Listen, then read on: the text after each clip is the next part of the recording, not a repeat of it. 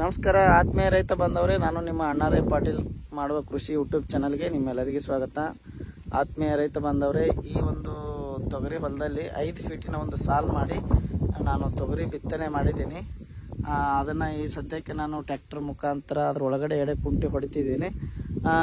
ಈಗ ಈ ವಿಡಿಯೋ ಮಾಡೋ ಉದ್ದೇಶ ಏನಂತಂದ್ರೆ, ಒಂದು 5-6 ವರ್ಷದ ಹಿಂದ್ಗಡೆ ನಾನೊಂದು ತೊಗರಿಗೆ ಸಂಬಂಧಪಟ್ಟಂಥ ಒಂದು ಅಧಿಕ ಇಳುವರಿ ಹೆಂಗೆ ಪಡಿಬೇಕನ್ನೋದು ಒಂದು ವಿಡಿಯೋ ಮಾಡಿ ಹಾಕಿದ್ದೆ. ಅದರಲ್ಲಿ ನಾನು ಕುಡಿ ಕಟ್ ಮಾಡೋದನ್ನು ರೈತರಿಗೆ ಸಲಹೆ ಮಾಡಿದ್ದೆ. ಆ ಒಂದು ವಿಡಿಯೋದಲ್ಲಿ ಸಾಕಷ್ಟು ಜನ ನೀವು ಕುಡಿ ಕಟ್ ಮಾಡೋದನ್ನು ಹೇಳಿದಿರಿ, ಯಾವ ರೀತಿ ಕುಡಿ ಕಟ್ ಮಾಡಬೇಕು ಮತ್ತು ತೊಗರಿಯ ಸಸಿ ಎಷ್ಟಿದ್ದಾಗ ಕುಡಿ ಕಟ್ ಮಾಡ್ಬೇಕು ಅನ್ನೋದನ್ನು ಹೇಳಿಲ್ಲ ಅಂತೇಳಿ ಮೆಸೇಜ್ ಮತ್ತು ಕಾಲ್ ಮಾಡಿ ತುಂಬ ಅದ್ರ ಬಗ್ಗೆ ಮಾಹಿತಿ ಕೇಳಿದಿರಿ. ಅದಕ್ಕೋಸ್ಕರ ಆ ಒಂದು ವಿಡಿಯೋ ಮಾಡಿ ಹಾಕ್ಬೇಕಂತೇಳಿ ಇದಕ್ಕೆ ಮುಂಚೆ ಒಂದು ವಿಡಿಯೋ ಮಾಡಿ ಹಾಕಿದ್ದೀನಿ. ಈಗ ಅದರ ಕುಡಿ ಎಷ್ಟು ಫೀಟ್ ಇದ್ದಾಗ ಕಟ್ ಮಾಡ್ಬೇಕು ಅನ್ನೋದನ್ನು ಮಾಡೋದಕ್ಕೋಸ್ಕರ ಈ ಒಂದು ವಿಡಿಯೋ ಮಾಡ್ತಿದ್ದೀನಿ. ಅದನ್ನು ಯಾವ ರೀತಿ ಮಾಡ್ಬೇಕು ಅನ್ನೋದನ್ನು ಈ ವಿಡಿಯೋದಲ್ಲಿ ನಿಮ್ಗೆ ಅದ್ರ ಬಗ್ಗೆ ಮಾಹಿತಿ ಕೊಡ್ತೀನಿ. ಬನ್ನಿ.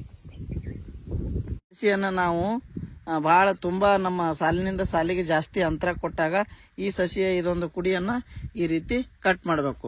ಕನಿಷ್ಠ 1.5 ಫೀಟ್ನಿಂದ 2 ಫೀಟಿನ ತನ.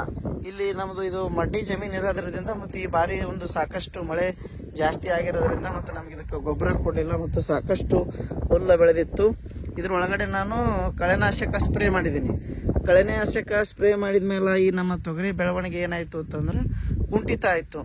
ಮತ್ತು ನಾನು ಬಿತ್ತುವಾಗ ಇದಕ್ಕೆ ನೆಲಗೊಬ್ಬರವಾಗಿ ರಾಸಾಯನಿಕ ಕೆಮಿಕಲ್ ಗೊಬ್ಬರ ಕೊಟ್ಟಿರಲಿಲ್ಲ. ಯಾಕಂದರೆ ಈ ಮೊದಲೇ ನಾವು ಈ ಒಂದು ಫ್ಲಾಟಲ್ಲಿ ನಾವು ಕಬ್ಬಿನ ಬೆಳೆಯನ್ನು ತೆಗೆದುಕೊಂಡಿದ್ದೀವಿ. ಇದಕ್ಕೆ ಸಾಕಷ್ಟು ರವದಿ ಪುಡಿ ಆಗಿತ್ತು. ಆಮೇಲೆ ಅದರ ಒಳಗಡೆ ನಾವು ಕೆಮಿಕಲ್ ಗೊಬ್ಬರ ಅಧಿಕವಾಗಿ ಬಳಸಿರೋದ್ರಿಂದ ಇನ್ನೊಂದು ಸ್ವಲ್ಪ ಗೊಬ್ಬರ ಬಳಸಿದೀವಿ ಅಂದ್ರೆ ಕಳೆ ಜಾಸ್ತಿ ಬರ್ತದಂತ ಅಂದ್ಕೊಂಡು ಇದಕ್ಕೆ ನಾನು ಗೊಬ್ಬರ ಬಳಸಿಲ್ಲ. ಈಗ ನಾವು ಅಲ್ಲಿ ನಿಮ್ಗೆ 1.5 ಫೀಟ್ನಿಂದ ಪ್ರಾರಂಭ ಮಾಡಬೇಕು ಅಂತ ಹೇಳಿದ್ದೀನಿ.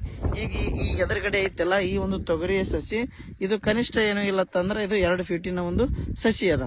ಈ ಸಸಿಯನ್ನು ನಾವು ಕುಡಿ ಕಟ್ ಮಾಡಿದಾಗ ಇಲ್ಲಿ ಐತಲ್ಲ ಈ ರೀತಿ ಅದರ ಒಂದು ಬ್ರಾಂಚಸ್ ಬರ್ತಾವೆ, ಕವಲುಗಳು ಬರ್ತಾವೆ.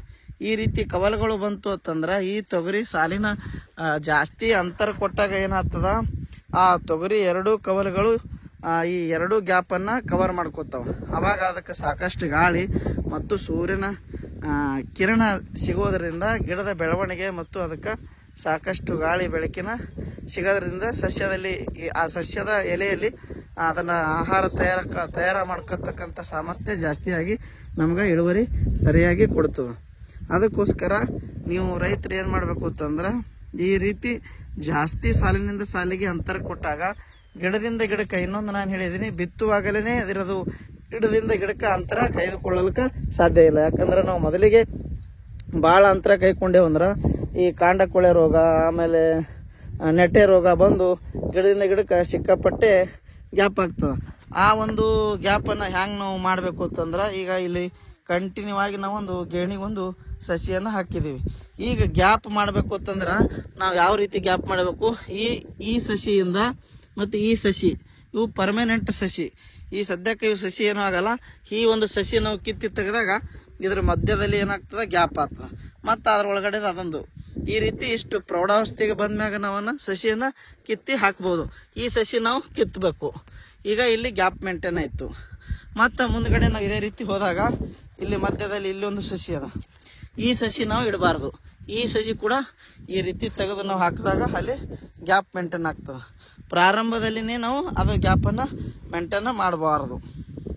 ಪ್ರಾರಂಭದಲ್ಲಿ ಟ್ರ್ಯಾಕ್ಟರ್ ಮುಖಾಂತರ ಕಾಮನ್ ಆಗಿ ಬಿತ್ತನೆ ಮಾಡಬೇಕು.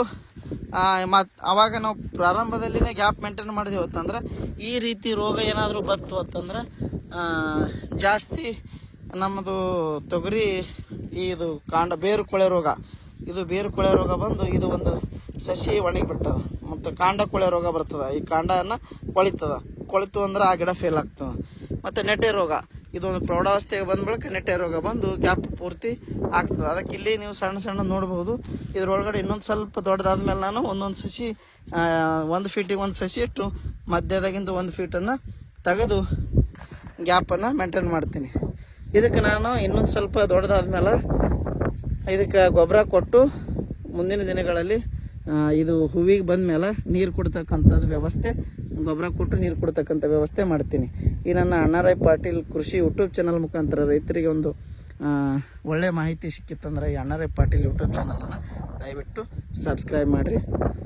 ಬಾಜು ಇರ್ತಕ್ಕಂಥ ಬೆಲ್ ಐಕನನ್ನು ಫ್ರೆಶ್ ಮಾಡಿರಿ. ನಮಸ್ಕಾರ.